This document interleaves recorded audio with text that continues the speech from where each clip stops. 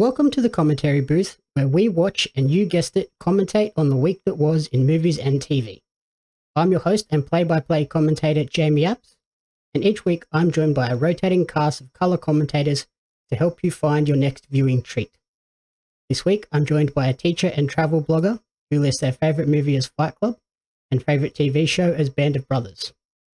Welcome to the show, the drink-stealing Buddy McClelland. Oh, I knew you were going to hang on to that. Yeah, you can't tell me any secrets. Yeah, hey, people have accidents in dark cinemas. That sounded weirder than I meant it, but... That sounds a lot more suspect than I think it was. I accidentally drank somebody else's drink. It was not as creepy as that just sounded. That is very, very funny. Only you. Yeah. Well, glad that didn't happen to us. I love you, but not that much. Yes, especially now, COVID times, you don't want to be stealing random people's drinks in the cinema. No way. The guy looked at me weird enough when I accidentally drank his drink in pre-COVID times, let alone COVID time would be a lot worse. Oh, smoke alarm. Uh-oh. Are you on fire? Anne's cooking. Is Anne cooking? Is Anne cooking? It's cooking. Very well could be on fire. Do you want to go check that and come back, or? I think we're good. I'm not on fire yet. You saved it. Put the fire out. I hope. Sorry. It's okay.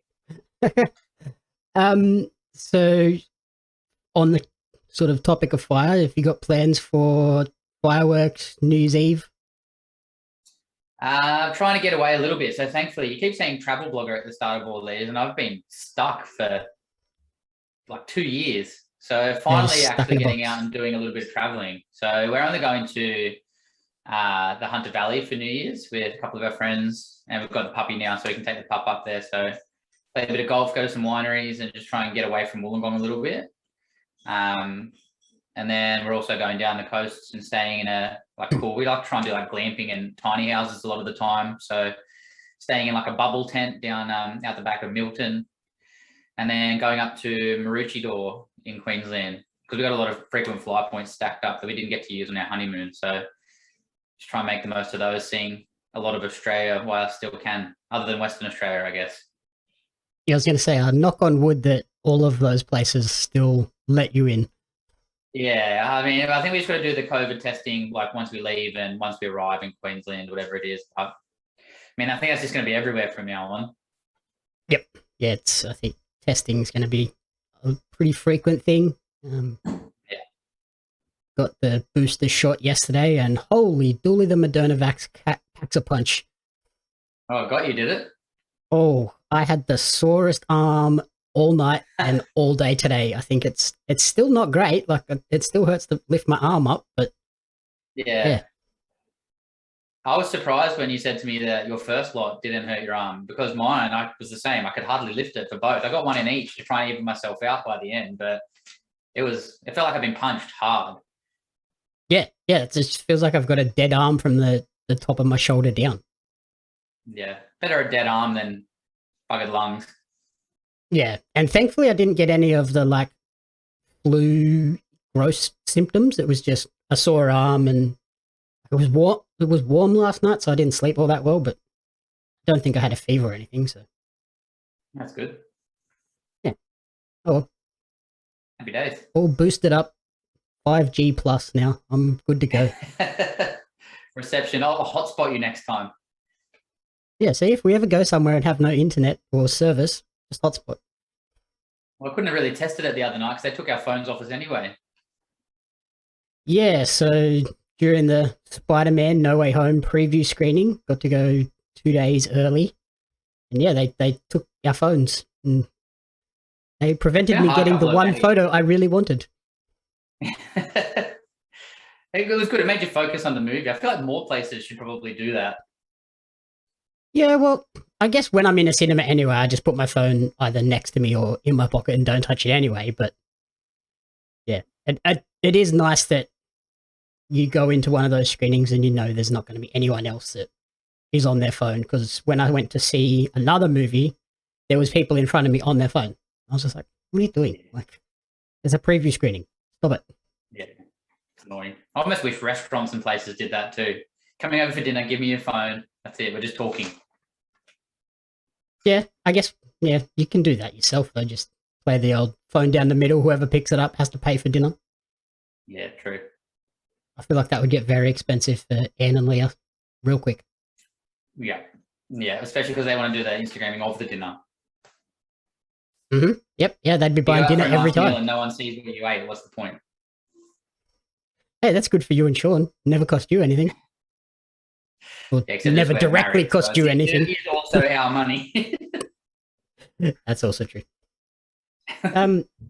So surface level for Spider-Man No Way Home. I'm gonna avoid spoilers to begin with, and then we'll go full spoilers afterwards. What did you think of the movie? I've been struggling for the last 2 days of like the whole thing came up at the start, like Tom Holland and everyone like, don't spoil this movie. And just knowing that we've been able to see it, which was awesome. And I feel so lucky to be able to do. But it's been a hard couple of days, not being able to talk to any other person about it. I loved it. Loved it. I think you put it best when you said afterwards that it felt like a fan fiction had just come to life and that everything the fans wanted, they actually listened to and kind of just went for it. Loved it. I'm a massive Spider-Man fan and I have been for ages. I'm sure I've still got a Spider-Man pillowcase somewhere in my house. My favorite Christmas decoration is a Spider-Man hanging upside down with a Santa hat. And of all the Spider-Man films that I've seen, that was my favorite. Yeah, I think it was the best one. And yeah, like I think it made all of the Spider-Man movies from the past 20 years actually feel relevant and like they were part of the plan. And that, I think, is the biggest compliment that you can give this movie. It makes the Sam Raimi and what's the other director's name? Mark Webb makes their movies actually feel like they were supposed to be in the MCU at some point without ever actually being that way. Yeah. Yeah. And I really like the way that Tom Holland, at first, it's like everything. I feel like I worry about who's going to take on these big roles. I said it before with James Bond. I get worried about who's going to be this James Bond. And then sometimes they do it and you prove right that maybe they should have been the person. At first, I wasn't sure about Tom Holland, but this being his last in the contract, I really hope they keep going with him. And I think he does a great job. I watched Hot Ones. I love that YouTube show Hot Ones where they eat the hot wings and do the questions. And obviously him promoting No Way Home, he had a Hot Ones episode on there. But he described that the director was making him watch a series of kind of retro movies like Ferris Bueller's Day Off and things. And he described the way he tries to play Spider-Man as being a cross between Ferris Bueller and Marty McFly. So that's the best description I can give of him doing it. I think he does a pretty good job. I think he's a little bit arrogant and thinking he could be the new Marty McFly because no one will ever be Marty McFly. Mm-hmm. But I think the way he does that's really great. And he refers to the interaction between Spider-Man, his Spider-Man, and Iron Man as being the Marty and Doc relationship of our generation. So I think he has a good crack at that, but I love the way the character is played like that. He's always trying to do the right thing in a goofy kind of way, and he's pretty quick-witted along the way while he does it.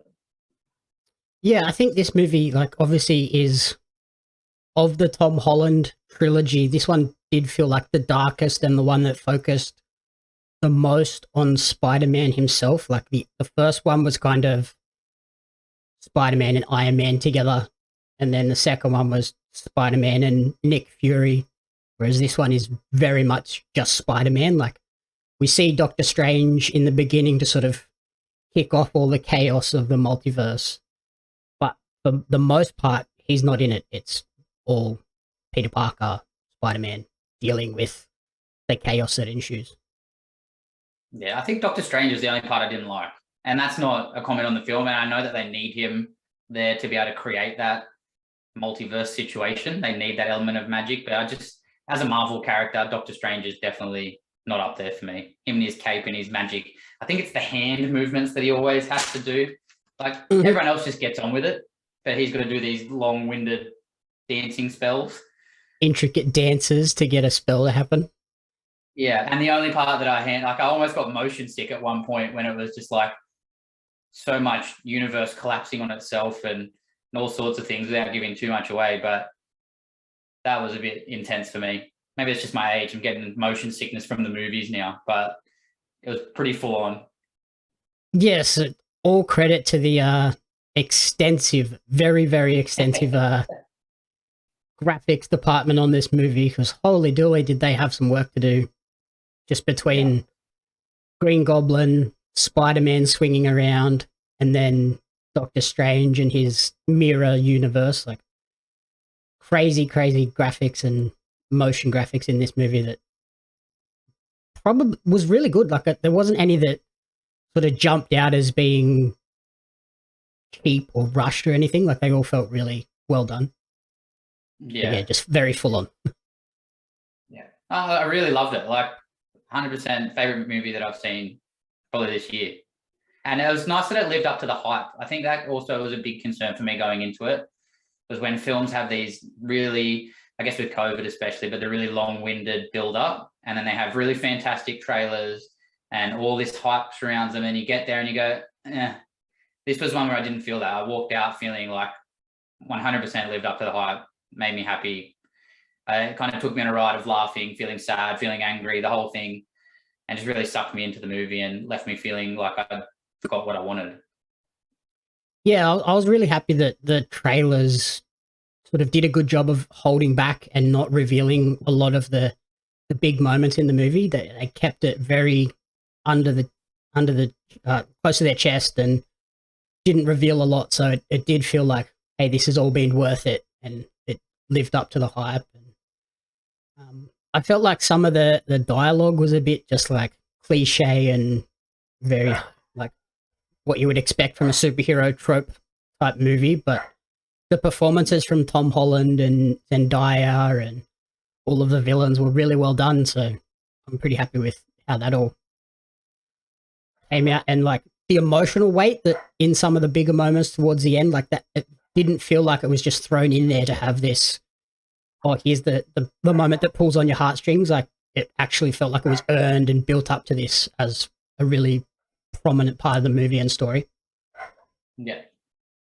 No, loved it. I'm trying my best not to spoil things because I don't like it out. And to be fair, I think that was the other good thing that they did with it, was that there is a lot of good things you can spoil here, which means there's a lot of cool things happening.